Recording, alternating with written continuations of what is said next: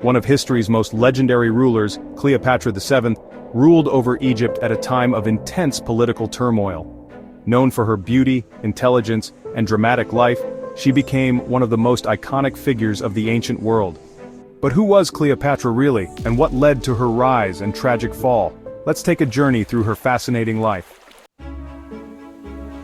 Cleopatra VII was born in 69 BCE in Alexandria, Egypt, into the Ptolemaic dynasty, which had ruled Egypt for nearly 300 years. Her family was of Greek origin and they controlled Egypt after Alexander the Great's empire split.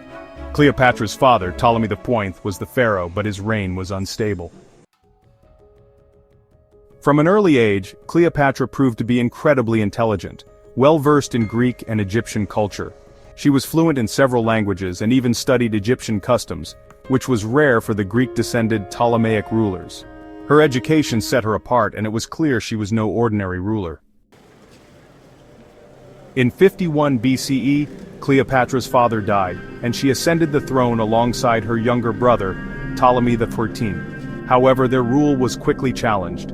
Cleopatra, as the senior ruler, was determined to hold on to power, but her brother's advisors sought to control the throne themselves. Cleopatra's first major political challenge came when she was forced into a power struggle with her brother and his court, leading to a dramatic split. Cleopatra was exiled, but she didn't give up. She knew the key to regaining her throne lay in forging powerful alliances.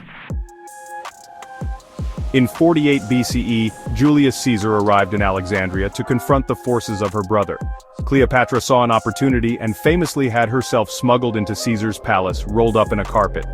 The two met, and it wasn't long before Cleopatra and Caesar became allies and lovers.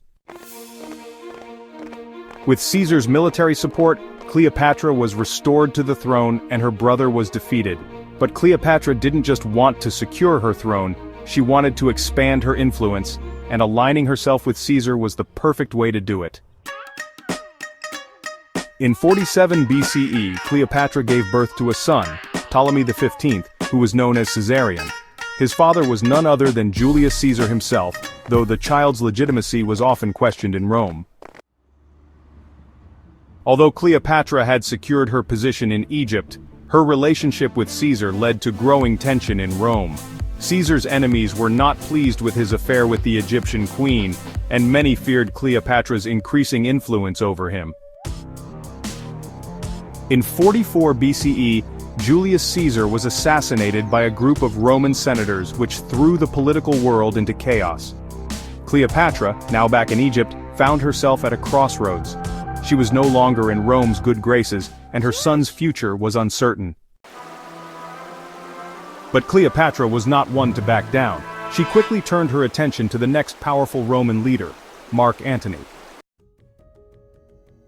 In 41 BCE, Cleopatra met Mark Antony in the city of Tarsus, modern-day Turkey.